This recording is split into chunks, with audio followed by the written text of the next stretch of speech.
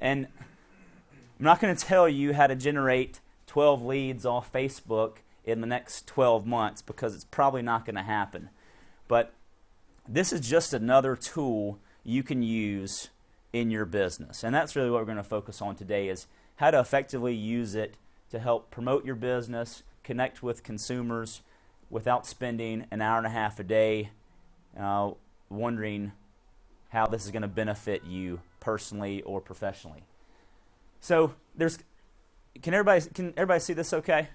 There's a couple of things you want to do. There's about 4 or 5 different things for Facebook, and everyone has a different strategy, or how to use Facebook for a mortgage company, how to use it for, running a financial business, how to run a retail store. So Facebook can be applied in all types of different ways, but obviously real estate's a little more practical for us. This is always going to be a business that's built on personal relationships and connections. As much as technology changes, it's still about that personal connection you make with the client. So use Facebook to build them. Use LinkedIn to build them. That's your network. We run out of time to go meet with folks at a party and pick up business cards. Well, when you meet a new prospect, your client, like them on Facebook. Send a friend request. Great way to interact with folks. And it's like wearing your name badge or your name tag in the grocery store or out of the office. Well, that's been popular for years because instantly you'll be in the checkout line and you've heard those stories. Oh, you're a realtor. Oh, you are Kappa? Well, I was just thinking about selling my house when I was picking up these oranges. Wonder if you had a card.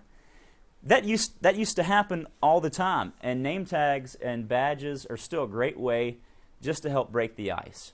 And that's what this is another tool to help break the ice and connect with somebody. So it's just an online version of how do you maintain a consistent flow and communication? How do you carry a conversation with someone over a period of 5 years? You just have to make a post 2 or 3 times a week, just like you'd call a relative or a friend a couple of times a month to check in. So you create a consistent flow of likes on pages, comments on other people's comments, post things about yourself, ask questions, post photos. It's very easy to do, and it doesn't cost anything, and it just takes a couple minutes a day. And it's not something you have to do all day. When you're sipping coffee in the morning, spend 10 minutes on Facebook, like a couple of things people have said, or post a comment. Maybe you upload a picture, or send a message to your client you had a closing with, thanking them for doing business, and you hope they receive their closing gift in the mail soon. So, I was on Facebook this morning and thought I'd share a couple of things. This is just what people do. Then, a good friend of mine, Bill Jones, who is a fitness guru, used to own Momentum out next to Gold's Gym on Veterans. He posts, "Your body craves movement. So yes, you can improve strength and fitness with those 20 to 30 minutes. But health will remain unchanged if you're inactive the rest of the day." Not enough people understand that. They think that their workout is enough because it was intense or whatever. But fitness and health are 2 separate things. And he posted an article about the benefits of standing up more. If you've been in my office, I have a stand-up desk because I've got a bad neck, and if I sit down too long, I get tense and unhappy, and that's not good for anybody. So I just posted a comment and said, "Bill, I've got a stand-up desk in my office, and I love it." And he said, he responded a couple minutes later, "I've seen some desk treadmill combos, ... Been thinking about buying one or converting mine." He would probably have a power treadmill, not a motion-powered, but an electric treadmill. He'd probably be running at his desk if he could. And I responded back and said, that would naturally be phase 2 of the desk upgrade. So it's spread out over time, but to make that entry, that really took less than a minute. And, Did I have time to go meet him for breakfast and talk?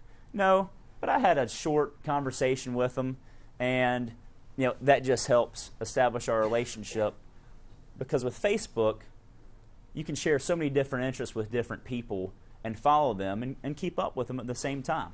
It's just another marketing opportunity. That's all it is.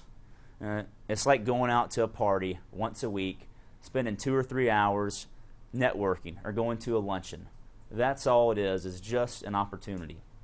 And if you think about if you went out to eat with friends or you attended a party, would that take 3 or 4 hours out of your work week? Would you allocate an hour of that same time to put on Facebook to network with other folks too and build that relationship?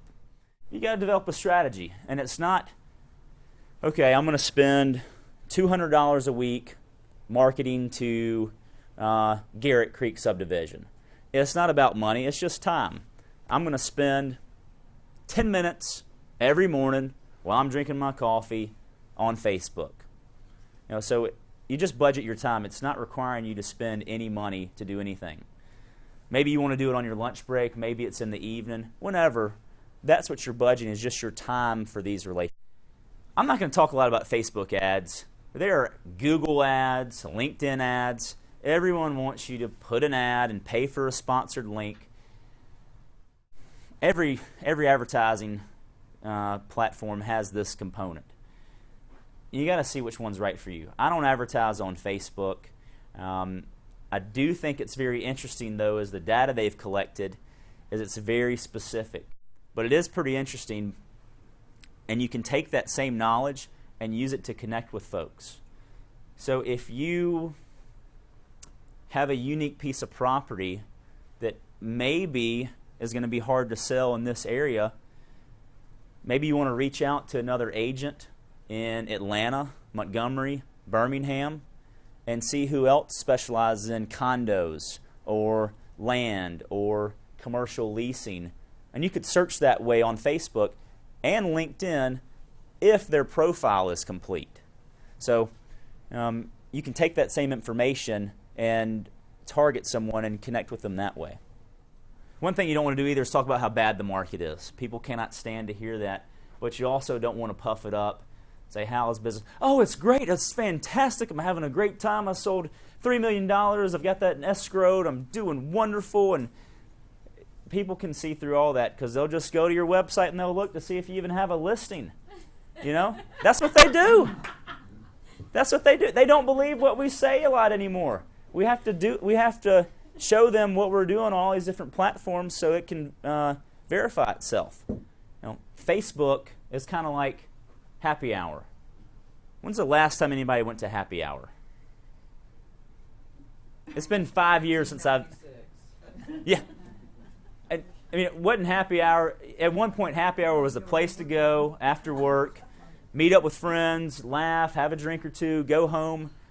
I probably wouldn't last very long in my personal relationship with my wife if I went to happy hour now. But I could go home and get on Facebook and drink a beer and check in with friends for 45 minutes.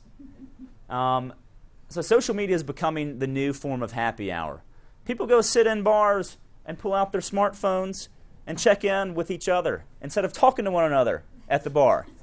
It's ridiculous.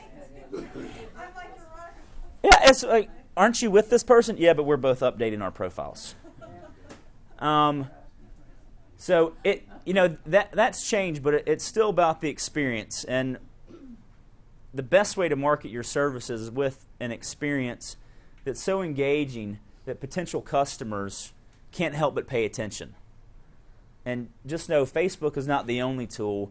It's just one of the tools that you can use to connect with them.